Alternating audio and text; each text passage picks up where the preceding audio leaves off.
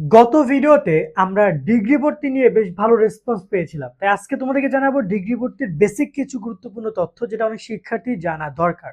Degree ভর্তি অনেক গুরুত্বপূর্ণ একটা পার্ট, অনেকেই অনার্সে চান্স পাবে না, তারা চাইলে ডিগ্রিতে কন্টিনিউ করতে পারো। কিভাবে অনলাইন আবেদন, আগে এই পার্টটা আমরা জানি। আমরা মূল টপিকে যাব, তার আগে যারা ডিগ্রি ভর্তি নিয়ে এ টু জেড ইনফরমেশন পেতে যাও তারা আমাদের চ্যানেল অবশ্যই সাবস্ক্রাইব অ্যান্ড ফলো করে রাখবা, ফেসবুক পেজটা, এবং এই ভিডিওটি শেয়ার দিয়ে রাখতে পারো। তোমার যদি তখন কোনো কনফিউশন হবে, তুমি চাইলে এখান থেকে এই বিষয়গুলো জেনে নিতে পারবা। তো আমরা এখানে দেখতে চাই ডিগ্রি ভর্তি অনলাইন আবেদন আসলে এক্স্যাক্টলি কিভাবে হয়। খেয়াল করো, এখানে অনলাইন আবেদনের ক্ষেত্রে এই যে দেখতে পাচ্ছ ডিগ্রি পাস, এটা হচ্ছে ন্যাশনাল ইউনিভার্সিটির ওয়েবসাইট। ওকে, এটা হচ্ছে মেইন ওয়েবসাইট। এইখানে তোমরা দেখতে পাচ্ছ এই যে ডিগ্রি পাস, এই ডিগ্রি পাস অপশনে দেখতে পাচ্ছ এখানে অ্যাপ্লাই নাও নামে একটা বাটন আছে, এখানে ক্লিক করে তোমাদেরকে আবেদন করতে হবে। তবে আবেদনের একটা সুনির্দিষ্ট তারিখ আছে, যেখানে শুরু হবে যেখানে শেষ হবে, সেটা এখনো রাইট নাও প্রকাশ হয় না, খুব শীঘ্রই প্রকাশ হবে। হয়তোবা যখন প্রকাশ হবে আমরা আমাদের চ্যানেলে আপডেট দিয়ে রাখবো, এই জন্য বলছি সাবস্ক্রাইব করার জন্য বা আমাদের সাথে কানেক্টেড থাকার জন্য। ওকে, আর এইখানে সব নোটিশগুলো তারা দিবে, যে লেটেস্ট নোটিশ, এখানে সবকিছু পাবা। এইখানে তোমাদের গাইডলাইন দিবে, এইখানে তোমাদের সার্কুলার দিবে, এখানে লগ ইন করতে বলবে, মানে সবকিছু এখানেই থাকবে। ওকে, এই ওয়েবসাইট হচ্ছে এখানে ডিগ্রি ভর্তির অ্যাডমিশনের পুরো কার্যক্রম সম্পাদন করা হয়।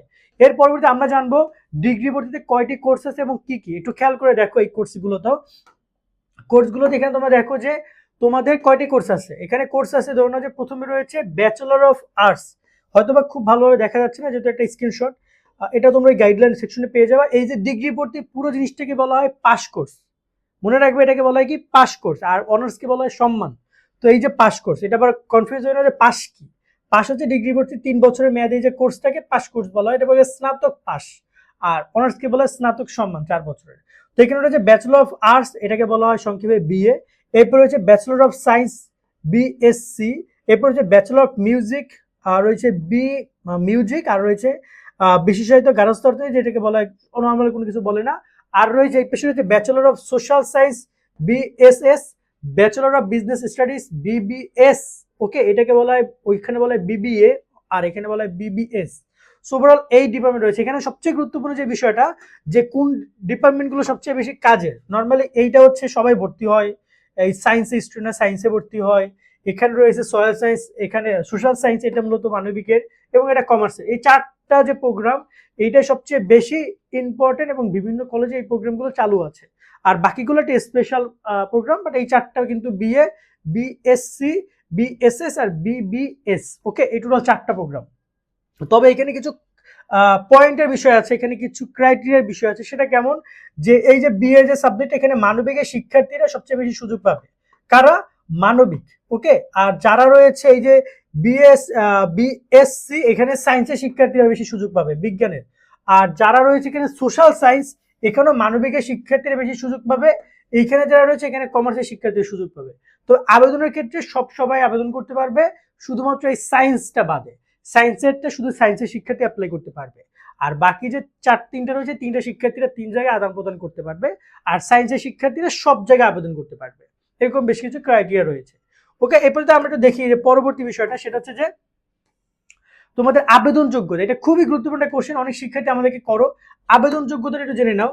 আবেদন যোগ্যতার ক্ষেত্রে এটা হচ্ছে গত বছরের, এবছরের না, এবছর যেটা এখন প্রকাশ হয় না তাই বলতে পারছি না, বাট গত বছরের আবেদন যোগ্যতার ক্ষেত্রে কোনো প্রকার যোগ্যতা নির্ধারণ করা হয়নি। বলছে যদি জাস্ট এসএসসি পাস করে তবেই সে হবে, মানে এখানে থাকে না যে 2 পয়েন্ট হলে আবেদন করতে পারবা, 3 পয়েন্ট হলে আবেদন করতে পারবা, এই জিনিসটা এখন আর নাই।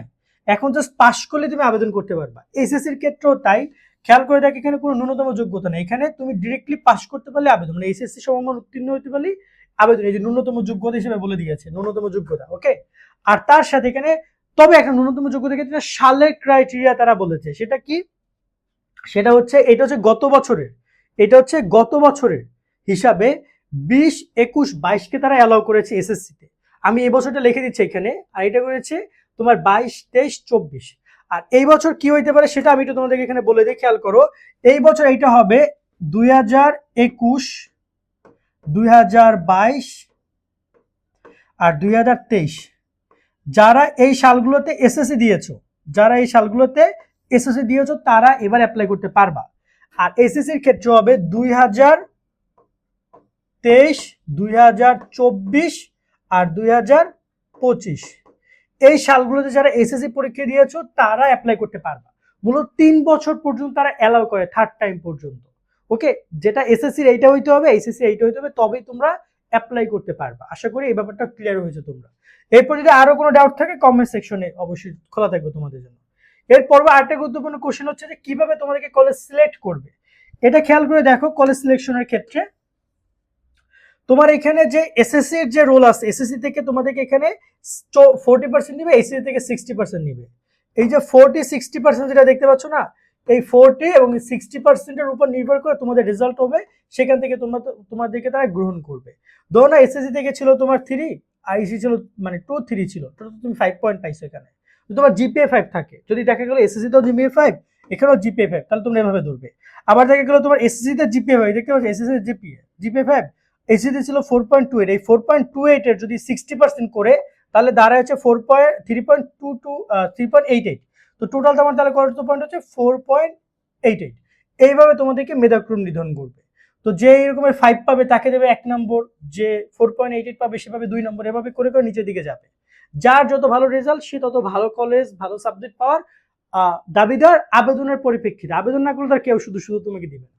ওকে, তো আশা করি তোমাদের একটা ডিগ্রি ভর্তির বেসিক ক্লাসটা আমরা দিতে পেরেছি। তারপর যদি তোমাদের কোনো প্রশ্ন থাকে তোমরা দ্বিধার্সে করো, আমরা ট্রাই করবো সেই প্রশ্নগুলোর সলিউশন নিয়ে সামনের ভিডিওতে তোমাদের সাথে দেখা করা। সকলে অনেক অনেক ভালো থাকবা।